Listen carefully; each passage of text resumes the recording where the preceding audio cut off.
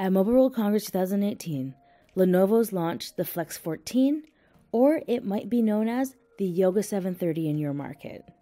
This is a 14-inch notebook focused on performance, form factor, and functionality for only $599 US. It's got the Yoga hinge, which we know and love. It comes with an aluminum body and a full HD display. It's equipped with an 8th Gen Intel Core i7 processor with up to 16 gigabytes of DDR4 RAM and 512 GB of storage, and that's on a PCIe SSD. You've also got dedicated graphics with an NVIDIA GeForce MC130 GPU, which has identical performance to the 940MX. You should be able to play some older games and get a lot of heavier work done.